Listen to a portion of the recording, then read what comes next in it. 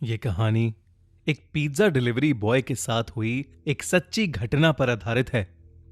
ये घटना जॉन के साथ तब हुई जब वो अपने कॉलेज के दिनों में एक छोटी सी पिज्जा शॉप में पार्ट टाइम जॉब करता था।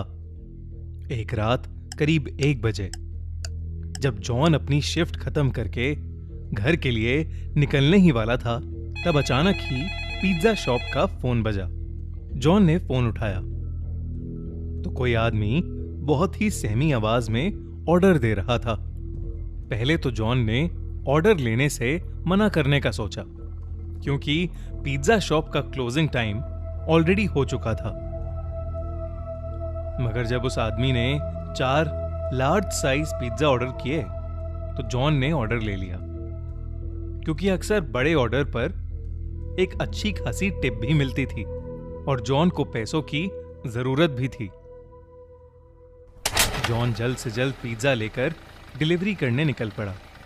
डिलीवरी एड्रेस उस पिज्जा शॉप से काफी दूर शहर के आउटस्कर्ट्स में था। देर रात हो चुकी थी और वो रास्ता भी काफी सुनसान था। सड़क कच्ची थी और उसके दोनों तरफ बहुत सारे जंगली पेड़ पौधे थे। रास्ते में कोई स्ट्रीट लाइट भी नहीं जल रही थी, जिसकी वजह से वहां अंधेरा ही अंधेरा था। कुछ और देर की ड्राइविंग के बाद जॉन उस एड्रेस पर पहुंच गया। वो एक बहुत ही पुराने दिखने वाले अजीब से घर के सामने खड़ा था। वो घर फॉरेस्ट एरिया के अंदर था और उस घर की कोई भी लाइट नहीं जल रही थी, बल्कि आसपास कुछ हलचल भी नहीं थी। बिल्कुल ऐसा लग रहा था कि जैसे वो घर सालों से वीरान पड़ा है और उस घर में कोई रहता ही ना हो।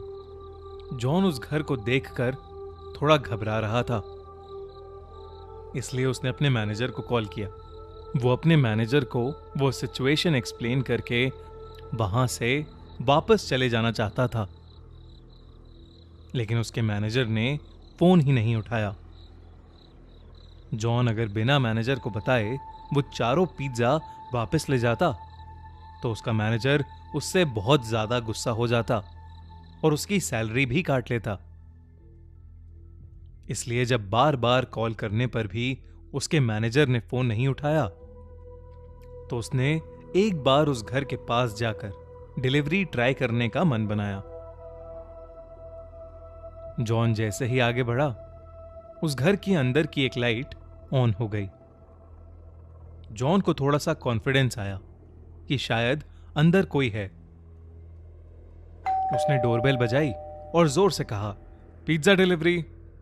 मगर कुछ देर तक किसी ने दरवाजा नहीं खोला। जॉन ने फिर से बेल बजाई तो उसे अंदर से किसी के कदमों की आवाज आई,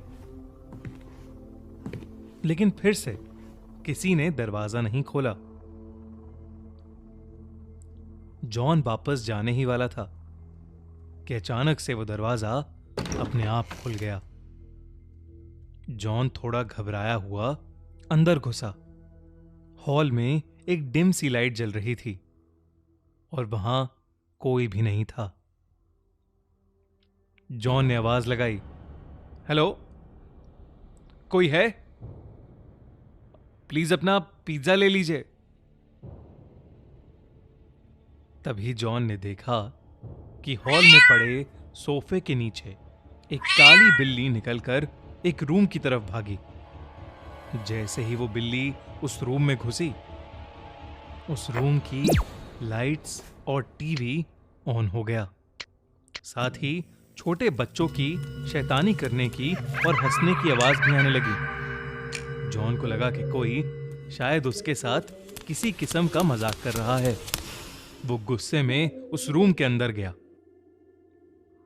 वहां 2 छोटी सी लड़कियां बैठी थीं। वो दोनों वहां बेड पर बैठे बैठे जॉन को अजीब तरीके से घूरे जा रही थीं।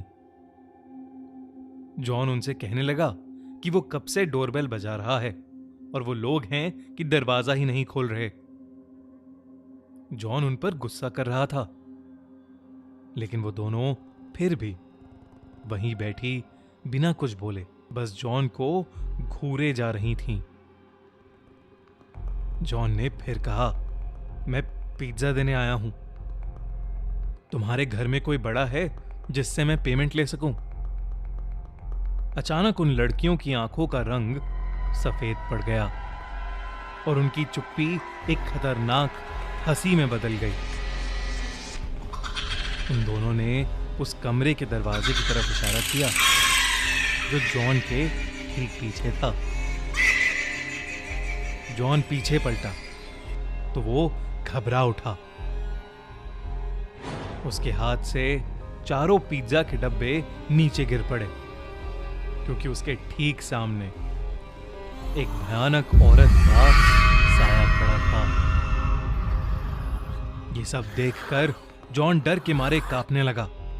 वो जैसे तैसे अपनी बाइक की तरफ भागा और वहां से निकल गया। उस औरत का साया और वो दो लड़कियां उस घर के दरवाजे पर खड़े हुए उसे जाते देख रहे थे। जॉन अभी कुछ ही दूर पहुंचा था कि उसे फील हुआ कि उसकी बाइक खराब हो रही है। एकदम से बाइक के घिसटने की आवाज आने लगी और बाइक बंद पड़ गई। सहमा हुआ जॉन बाहर निकला और उसने देखा कि उसकी बाइक का टायर पंक्चर था। उसने डर के मारे पुलिस को फोन मिलाया और जल्द से जल्द मदद मांगी। वो आसपास देखने लगा और अचानक ही उसकी नजर बाइक के रियर व्यू मिरर पर पड़ी, जिसे देखकर उसके पैरों तले जमीन खिसक गई। बाइक के पीछे उस औरत का साया और वो दो बच्ची खड़ी थीं।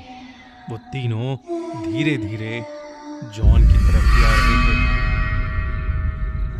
जॉन हड़बड़ा के बाइक वहीं छोड़कर जंगल की तरफ दौड़ने लगा।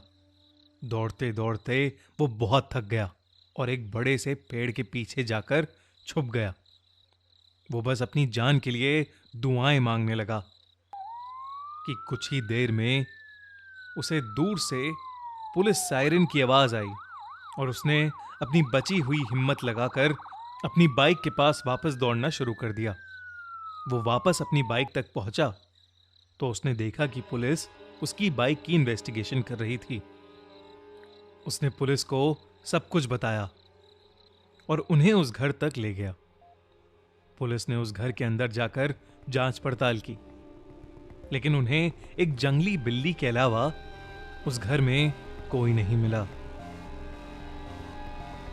अगली सुबह जॉन को यह पता चला कि वो घर पिछले 3 सालों से खाली पड़ा है और तो और 3 साल पहले उस घर में एक औरत और उसकी 2 छोटी बेटियां रहती थीं, जिनका एक रोज अचानक मर्डर हो गया था। ये जानकर जॉन के होश उड़ गए। उसे समझ आ गया कि उस दिन जिन लोगों को उसने देखा था वो उस औरत और उसकी छोटी बच्चियों की आत्मा ही थी, जो शायद आज भी उस घर में कैद है।